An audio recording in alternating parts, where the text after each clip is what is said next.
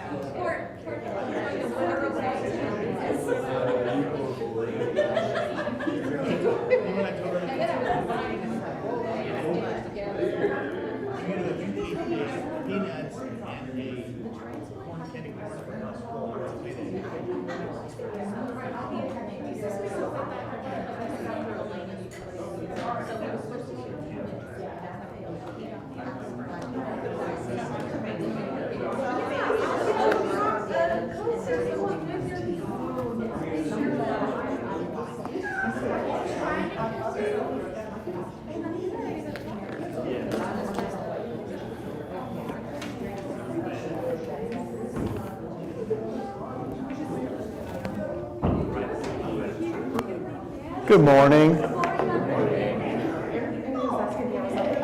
We might have to start whoa, that's really loud. We might have to start a countdown for class.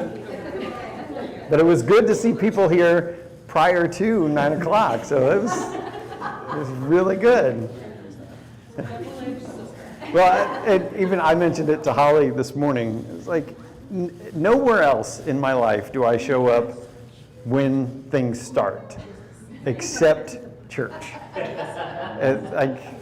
Like meetings, movies, sporting events, I'm early, catch the action bit prior to. And church, it's, what time do we start? 9? Okay, I'll be there at 9:02. Yeah. But we do. So that's where we make up for it. Yeah, we can pat ourselves on the back for sure that we stay long. Show up late, but we stay long. All right. All right, good to see everybody this morning. We are going to start John chapter 11. But we really didn't talk 40 through 42 of chapter 10. So if there's anybody that reads those 3 verses and says, I really want to make this point, now is your opportunity to do so. You don't have to forever hold your peace, but this is the opportunity to. Nothing? My question was, why did John tell us this?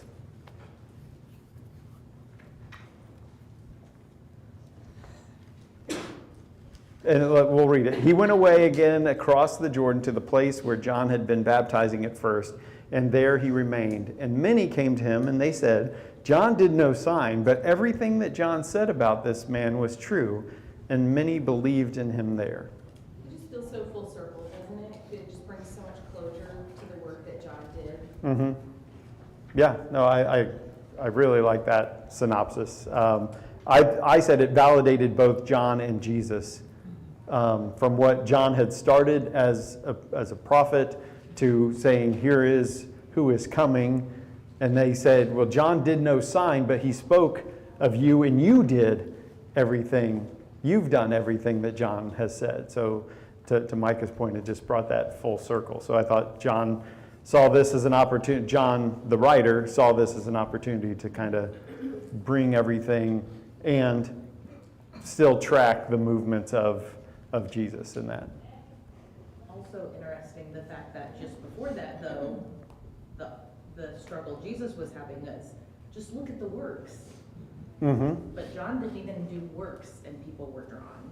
So just for us, able to see that, just like Lazarus and the rich man, you have these people speaking to you. You have to be willing to hear. Yeah, absolutely. And the opportunity, just the offer to just come and see, right? And it's not, the power is not in me or in us. The power is in the Spirit and the gospel message itself. Awesome. All right, now, anything else? Now that somebody else has talked about it a little bit. Anybody else? No? Okay. Chapter 11, the death of Lazarus. Let's go first 4 verses. We'll break this up pretty choppy this morning, but 1 through 11 of John chapter 11. Anyone? Go ahead, John. Now a certain man was ill, Lazarus of Bethany, the village of Mary and her sister Martha. It was Mary who anointed the Lord with ointment and wiped his feet with her hair, whose brother Lazarus was ill. So the sisters sent to him, saying, Lord, he whom you love is ill. When Jesus heard it, he said, this illness does not lead to death. It is for the glory of God, so that the Son of God may be glorified through it. Now Jesus loved Martha and her sister and Lazarus. So when he heard that Lazarus was ill, he stayed 2 days longer in the place where he was. After this, he said to his disciples, let us go to Judea again.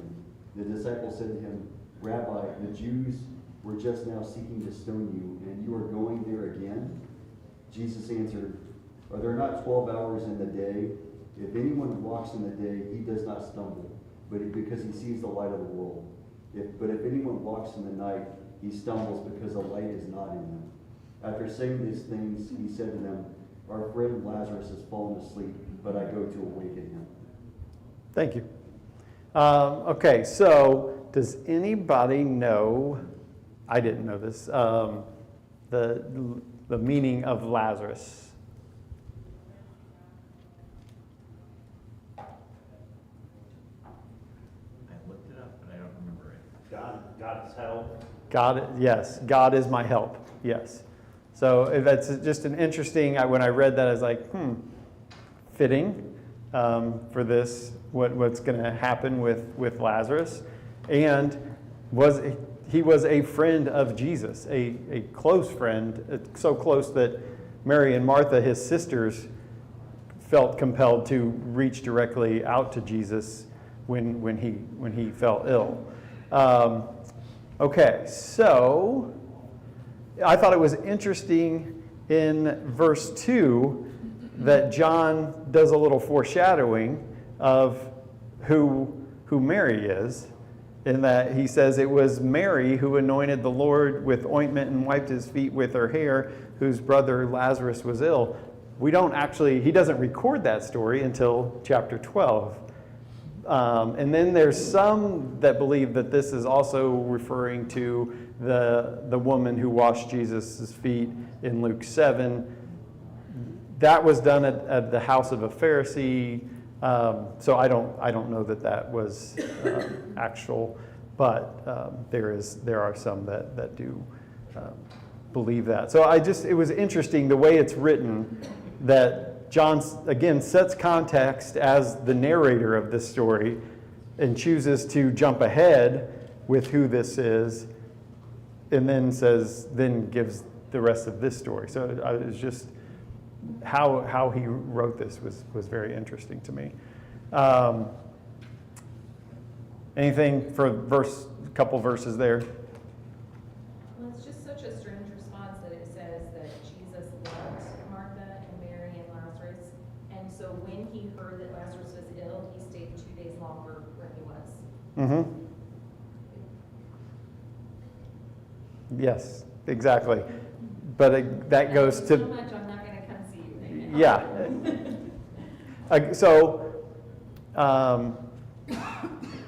Okay, that's in verse 5. So let's not get quite there yet. Oh, sorry. No, you're fine.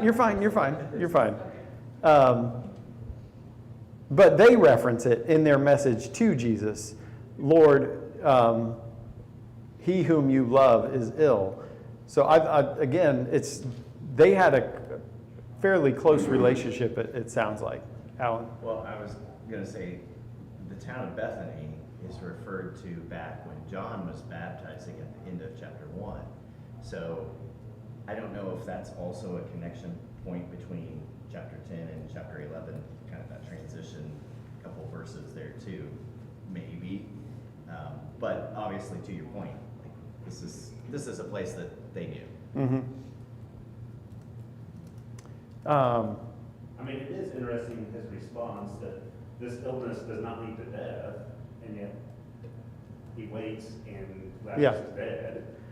Yeah, so I wonder if that's because this is not a private conversation, the messengers coming to Jesus from Mary and Martha. I don't know if he's kind of saying, hey, like to everybody, this is not to death. So because he already knew he wasn't going immediately. So if this is to tamper their expectation that we're going to move immediately. Or is it another Jesusism where he's like playing the spiritual side of it, Yes. and not the physical side of it? Very true, yeah. This illness does not lead to death. It is for the glory of God, so that the Son of God may be glorified through it. In the different readings I was doing, Spurgeon framed it this way: the Lord speaks of things not as they seem to be, nor even as they are in the present moment, but as they shall be in the long run. So there's a ton of comfort and angst in that statement, right? Like, Lazarus is ill. Okay, this doesn't lead to death. Well, yeah, it does. But again, to the bigger picture, Jesus speaks as things as they shall be in the long run. So again, things that we can't see, we can't fathom, we're stuck in the moment. saying, why aren't you responding? You know, this is the way, this is the only path forward that I see. And Jesus said, this death isn't what you think it is. So it's just, there's so many layers to that, and implications for us in our own walk in the trials that we see. Now, verse 5. Well, just a second, in verse 4. No, it says- verse 4. That's what I meant to say. Now I want to talk about verse 4. He says that it's for the glory of God, so that the Son of God may be glorified through it, which is what he also says about the blind man. His sickness was not, or his blindness was not because of some sin, but so that God may be glorified. And there's a lesson for us in that too. I think when it reminded me of the peacemaker class. When there's a conflict, it's an opportunity to glorify God. And that conflict can be a sickness. And the way that we handle our trials can bring glory to God. Yeah, absolutely.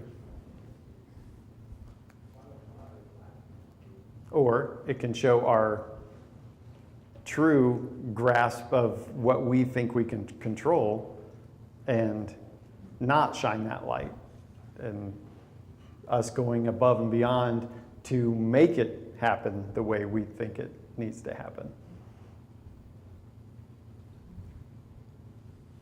Now, verse 5. Now Jesus loved Martha and her sister and Lazarus. Why does John now insert this in there?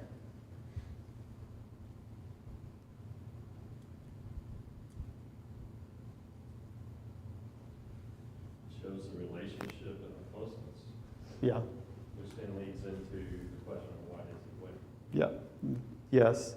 For me, I put it. It shows the humanity of Jesus, and that, again, to your point, John, that the relationship that he had with them.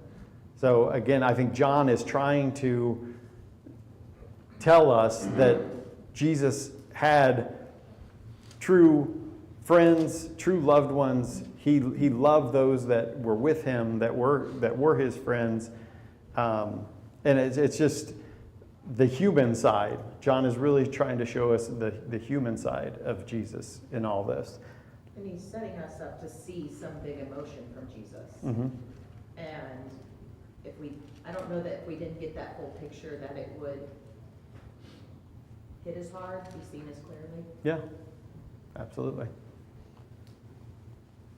So then now it's the things that don't make sense to us. So when he heard that Lazarus was ill, he stayed 2 days longer in the place where he was. So, this has been talked about various times in preaching. I don't think there's a clear answer. For me, what it goes back to for is, they glorify God. So if he had went immediately, it wouldn't have been, this is all speculation. He wouldn't have had a big crowd, people wouldn't have recognized it as a miracle, Mm-hmm. because he hadn't been there for 4 days. I think it's 4 days, right? Yes. So even though we say, why not go now? He was there doing work for God. He had that message. By delaying, it probably made a bigger impact. He was just asleep. No, 4 days in the tomb, fully embalmed. He wasn't just asleep. Yeah. But that's again, there's not a clear answer, but that's always the way I felt like in the conversation I've had about it before. Mm-hmm. It kind of goes out. Yeah. It's in the Christmas Carol, right? He was really dead. Is that just so we're putting this? He was so dead. He was really dead. If you go, I pulled up Bible Hub. So is a terrible word to be put in there, Yeah. because this is Bible Hub. This is not April. full research. When therefore he heard that he was sick, he then indeed remained where he was, in which he was, the place 2 days. So to me, that's different. This using so as correlation, saying he loved them, so he stayed. Yeah. He loved them. When he heard this was happening, he decided to stay. Yeah. So when I read it that way, they're actually separate points. Yeah, I like that. Actually, that's true, because I think sometimes we come across verses that way, and they're really independent statements, because the way it's read, English for us, it sounds like they're dependencies. Mhm. So I've noticed that before sometimes, so thanks, April. But also, Jesus does things in his own time. Referencing John 2 and John 7. My hour is not yet come, when Mary comes to him and says they need more wine. But then she presses in on him and says, do whatever he says. Then it was his time to do that.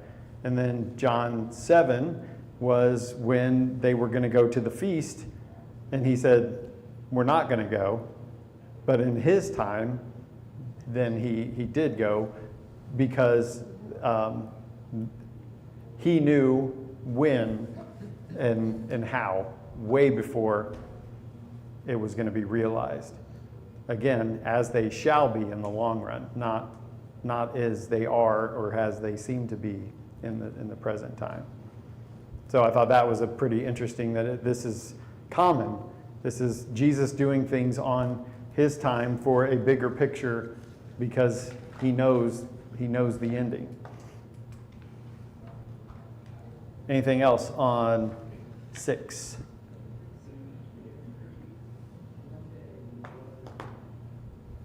All right, 7 and 8. Then after this, he said to the disciples, let us go to Judea again. The disciples said to him, Rabbi, the Jews were just now seeking to stone you, and are you going there again?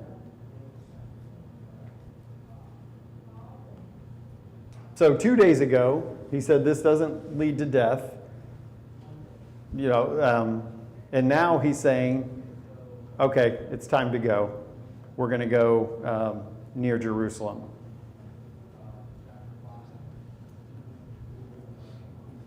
And the disciples were concerned with the timing and where they were going.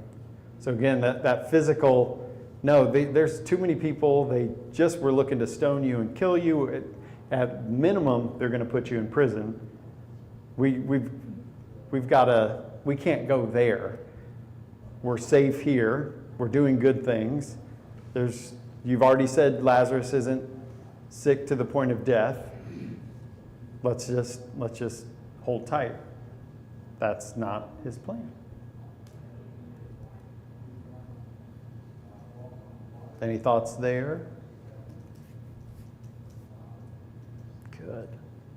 Yes, I knew it. Go, Jen. Okay, so both of these times, his timing of waiting and walking back into danger, they're just in conflict with what we would probably deem as wise, right? So he's just completely going against human logic, but we'll see why in the end. It's understandable to me that they're like, why are we going right back into danger? Why don't let it cool off a little bit, so. Yeah, again, it just doesn't match logic, wisdom. Like there's the threat outweighs the hope, and we get caught in that a lot too. Mike, yeah. It just shows us the humanity of the disciples. We think of the disciples as just following Jesus around, but we sometimes lose track that we can relate to them because they are human. They do have human concerns, and there's something that we just don't really, at least I don't think of that often. Yeah.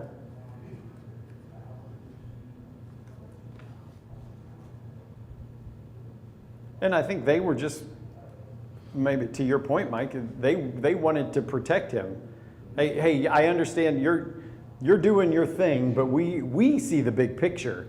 This is not a good move right now to go back there. And so what was his response in 9 and 10?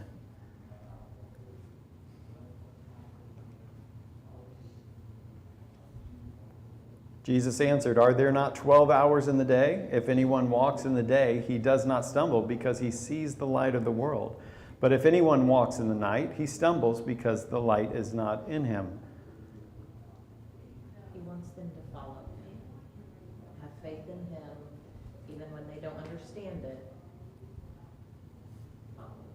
Yeah. See the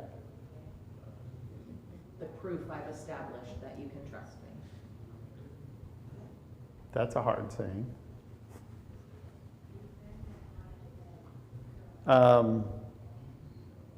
But his reference to the are there not 12 hours in the day? From what I read, he's really saying that there's time. We are constrained by time. I am on earth. I am constrained by the time I'm here. The plan is in motion. I've got to do what I've been called to do. And I can only do that in the day, which in this reference, not in a single day, it's in the day is his time here. So he has to use that time for the will of God the Father. And if it was winter time, you have a shorter amount of daylight anyway, so it probably is referring to exactly what you're saying. Saying physical time, but also my time here on earth. Mhm. Yeah, double meaning. And then he explains it. If anyone walks in the day, he does not stumble because he sees the light of the world. But once night comes, that's when stumbling occurs, because they're not street lights. There are not things that like we have so many resources at night to do work. That was not their case. When they understood, when it was night, you were done. Whether it was travel, whether it was you were working on something, that was the day. So you had to utilize the light to get what you needed done.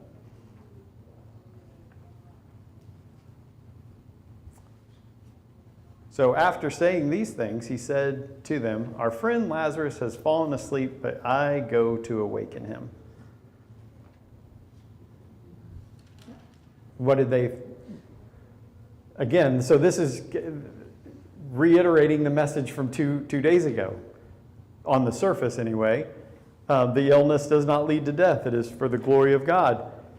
Our friend Lazarus has fallen asleep, but I go to awaken him. And again, so somebody read 12. Let's just go 12 through 16. And we'll spend probably the rest of the time here. Go ahead, Mike. The disciples said to him, "Lord, if he has fallen asleep, he will recover." Now Jesus spoke of his death, but they thought he meant taking rest and sleep. And then Jesus told them plainly, "Lazarus has died, and for your sake I am glad that I was not there, so that you may believe. But let us go to him." So Thomas, called the twin, said to his fellow disciples, "Let us go so that we may die with him." And now when Jesus came, he found that Lazarus had already been in the tomb for 4 days. Stop. Bethany was near Jerusalem. We're good. Sorry. That's good. We'll I thought you said 18. go finish 18. Yeah. Sure. Bethany was near Jerusalem, about 2 miles off. Okay, thank you. Yep. All right, so Jesus sets up 11 as our friend Lazarus has fallen asleep, but I go to waken him. The first response from the disciples was, Let him sleep. yeah, let him sleep. He'll recover. Because sleep during an illness back then was acceptable. That you were going to wake up and be better for the rest. But again, they were hearing kind of even what they wanted to hear. It's too dangerous. There's no reason for us to go there. And now you're even saying that he's asleep. I'm going to go wake him up. There's no urgency there. Why do we need to do this? And then so Jesus says what in 13? Or John tells us, now Jesus had spoken of his death, but they thought that he meant taking a rest and sleep. So then what's Jesus' next step? He's dead. Yeah. Jonah is like this. Jonah does not understand metaphorical talk in any way. So I just imagine this conversation with Jonah where you're like trying to soften the blow a little bit, and then it's just like whoosh. Yeah. You just have to be like, guys, he's dead. Mhm. Yeah, Jesus told them plainly, Lazarus has died.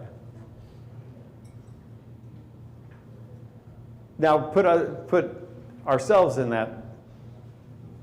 Would we have been confused? Like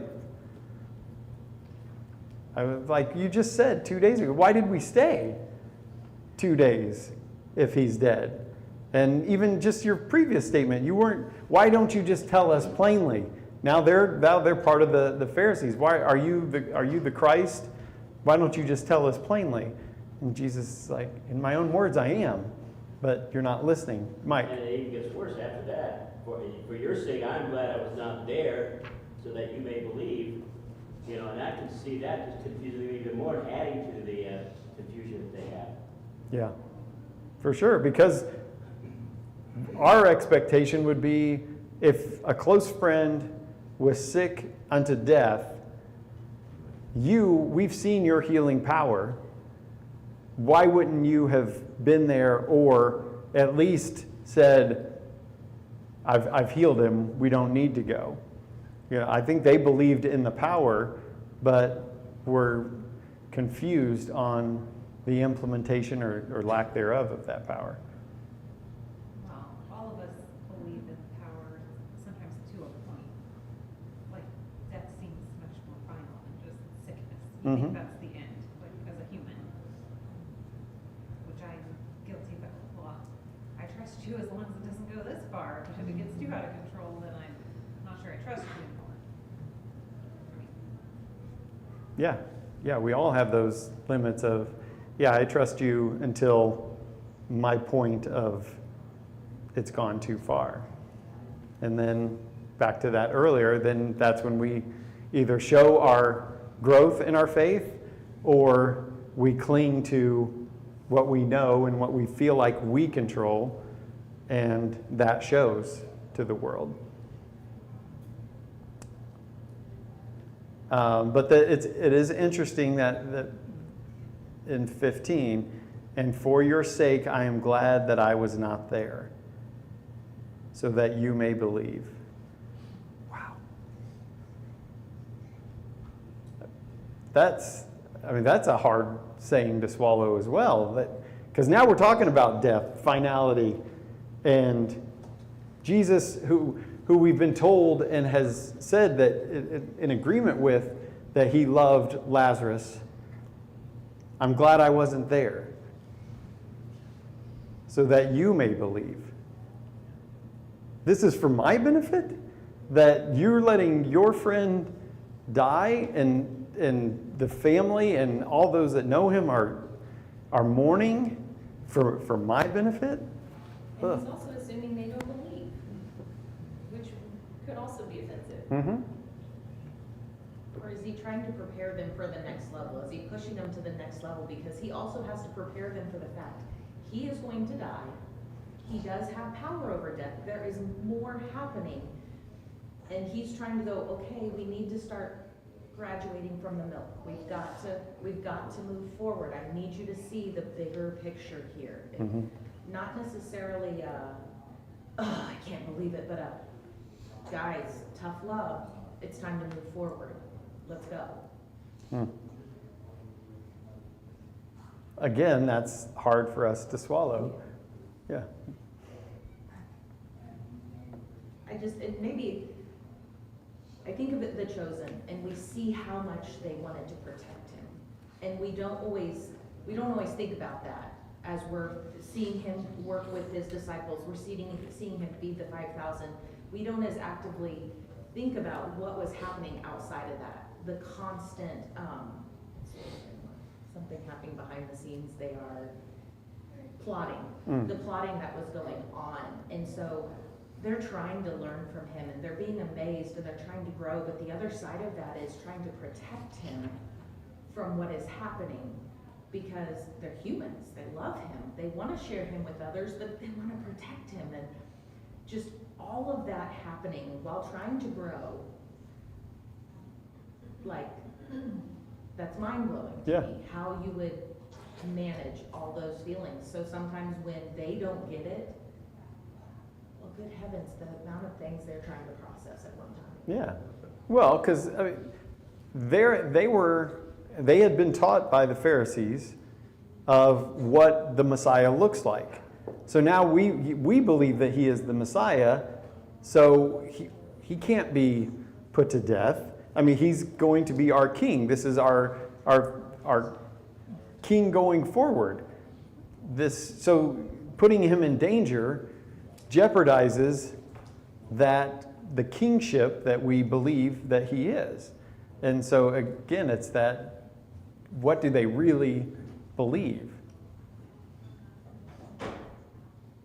And yeah, but just the weight of that for your sake, I'm glad I was not there so that you may believe. But let us go to him. So immediately but I'm glad I wasn't there so that you can believe, but let's go. So what do you think is going through their mind at this point? Like, is it again, why are we going?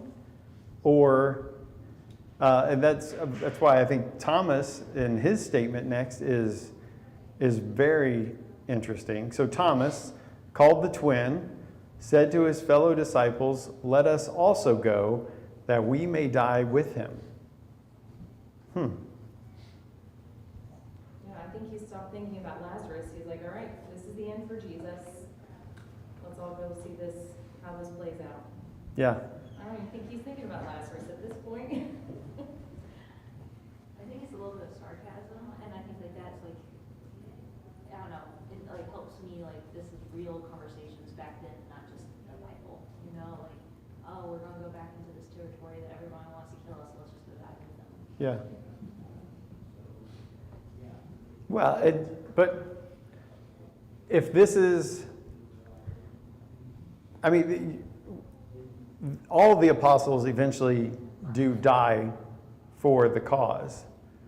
I think this is a precursor to that we believe in this so much that if it's the end of my life, I am so bought into this that let's just see how this plays out. Yes, Jace. I'm just thinking on verse 15 when it says, "But let us go to him." It's like, well, you just said he died, and you're glad that he died for our sake, and now you want to go to him. But then, like, you back up a few verses, and he's like, "But I go to awaken him." And so I just imagine, like, when I read through that, like, I don't even see that. I don't like that train of thought. Like, you have to like read through it again. But I imagine being there, being like, "What? Like, what are you talking about?" Like, Yeah. like it feels very disjointed sometimes in the speech, where it's like, unless you like analyze it. So I'm sure they were like, I have no idea what's going on right now. Yeah. Well, and two, just the statement alone, Lazarus has died. I think if I was thinking Lazarus was sick and he was sleeping, and I had just said, well, he's going to get better, and then you tell me he died, I totally forget the statement you just made that you said we're going to go wake him up. That the death now has taken on my focus on where all this is playing out. I didn't look at the chronology, but this is not the first time Jesus has raised somebody from the dead, right? I would assume we're so close I to. think he's done Jairus' daughter and the widow of Yeah, Nain, exactly. Yes, Nain. I would think those are before that too. Yeah. So it's not completely. I mean, this is the longest. Yeah. But it's not completely out of the blue. But who was in the room with Jairus' daughter, and they were told not to speak of it. So Yeah, there's. Very public, very well. I mean, part of the delay, it becomes very public, very emotional. Yeah. With everybody around. Yeah. So thinking back on that story, they were told not to talk about it. She was sleeping. Huh? Was it just the four? Mhm. Yeah.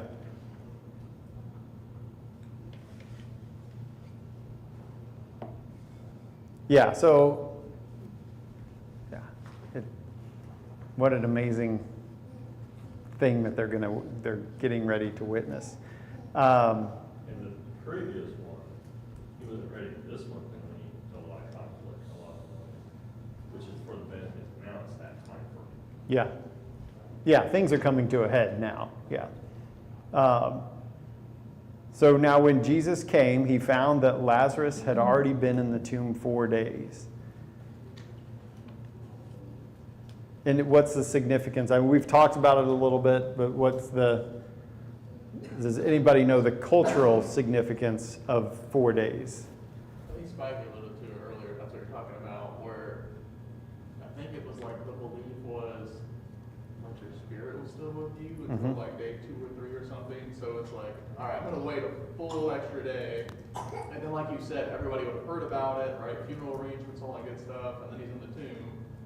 So it's like, as opposed to Jairus' daughter, which was, okay, she had just passed. Yeah. Yeah. 3 days was like the max of the spirit waiting around to see if they were going to get called back. I mean, this is just their thought, the thought process that they had. And I wonder if it was from people that actually were sleeping, who they thought were dead, or a coma, that they couldn't diagnose. But then after 3 days, or at that 3-day point, that was like that, okay, we've never seen anybody go sleep for more than 3 days and awake. So they must have been dead 3 days ago. So that's the thought. Day 4, the spirit totally leaves and is not going to be called back to the body. So that's why that 4th day is important, because in that time he was dead. The other part later talks about he's been there long enough, sealed up, there's gonna be an odor, it's decayed. At this point, he would also been entombed, so it's more than just laying there. They've done things to basically do that death part. Mm-hmm. So, and then the decay is what years. Yeah.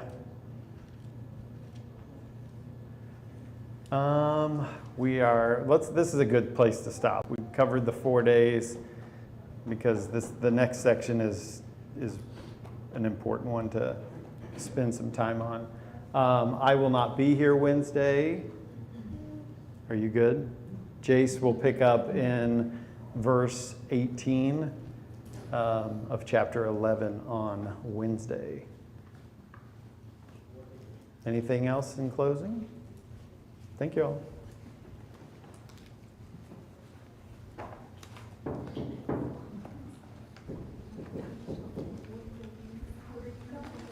I have a IFMA board dinner. Yeah, we haven't had our talk of what's coming. What's coming. You knew, though. We've got 4 or 5 minutes, we can get to the rest of the capital. Yeah.